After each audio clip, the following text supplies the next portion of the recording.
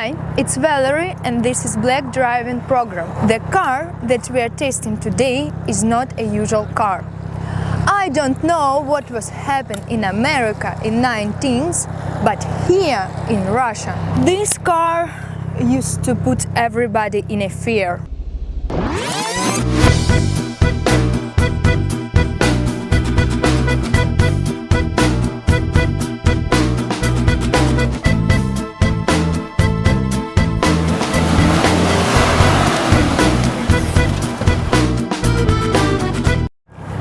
At that moment, BMW 7 Series had status, the anger, and many were afraid to look into the blackout windscreen. Yes. Because they didn't know what was looking them from the inside, someone's eyes or a gun. And this BMW 7 Series is a really iconic car in my country. In Russia, there is an iconic movie in which this car took part, called Beamer. I won't tell you the entire story, I just recommend you to watch it. It's a wonderful film about young guys, about the life story, about some kinds of Russian gangster world. And by the fact, it is true that BMW is mostly driven by the aggressive, fast and daring. And at the times goes, nothing changed much. For some reason, especially this 7 stuck in the memory of all my generation. Может грубо, блять, но по-другому не сказать. Yes, it's true. Yeah.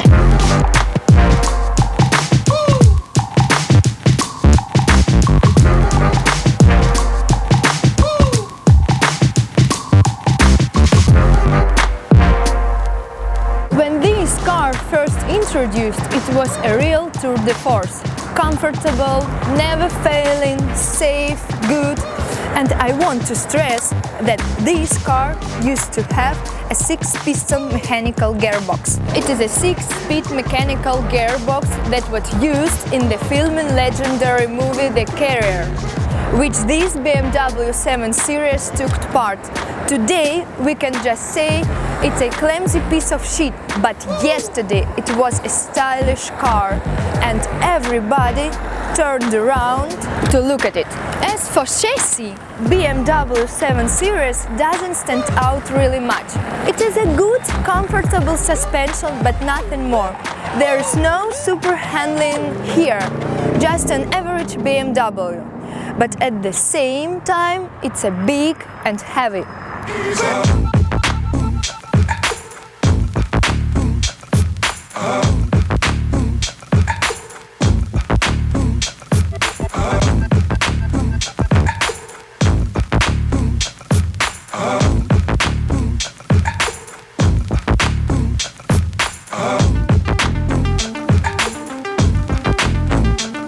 Okay, let's start. There is a lot of space to cover a long distance in this car. It's a really very comfortable car.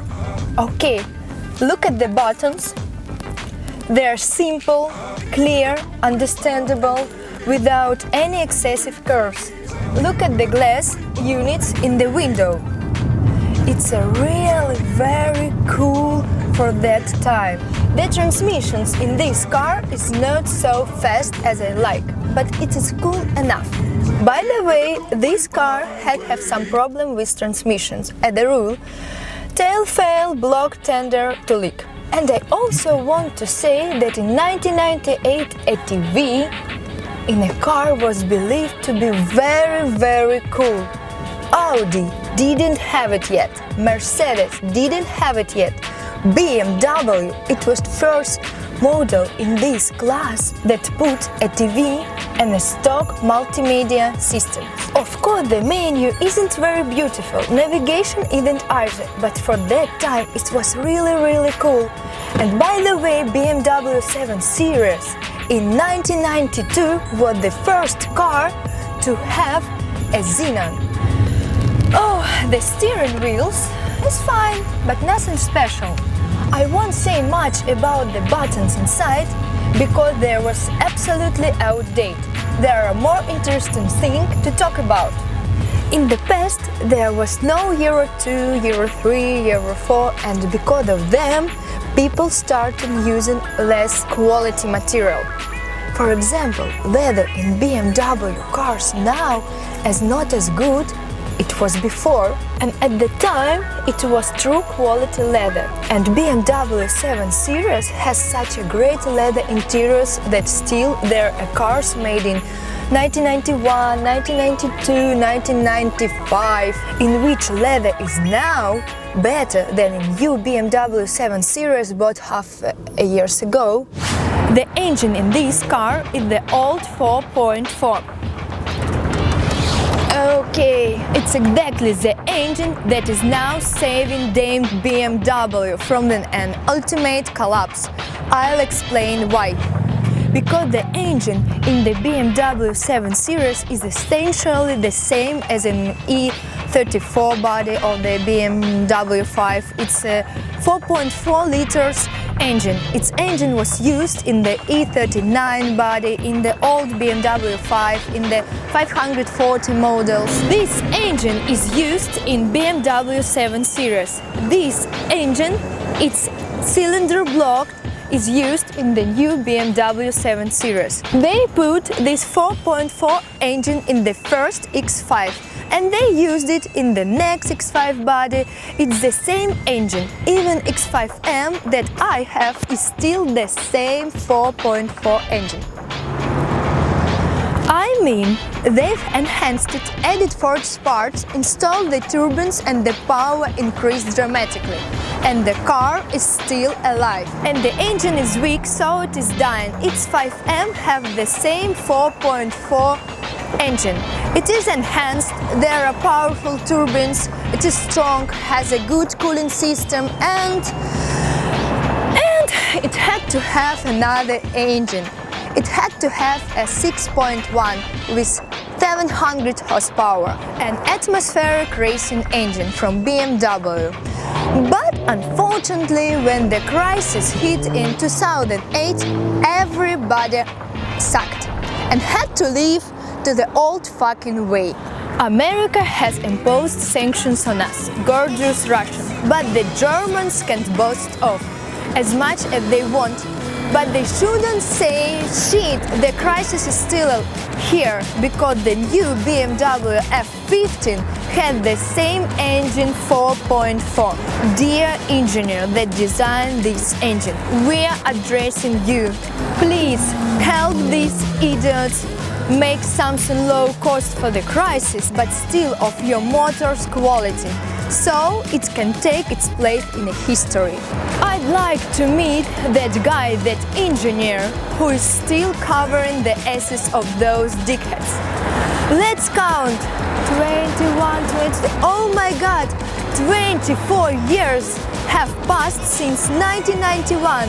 The BMW has been putting its old shit in the new covers and sealing it to dummies like us. I mean, they're changing headlights, changing interiors, changing shapes, and they're bringing the money. Very happy we give the fucking money to insurance companies, give it to everyone. And then we drive the same old engine.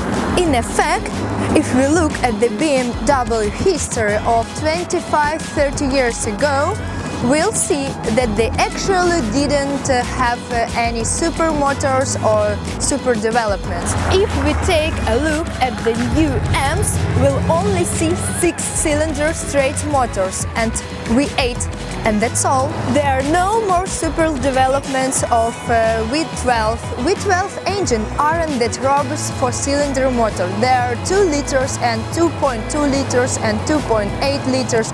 They're all one. And the same 4-cylinder engine.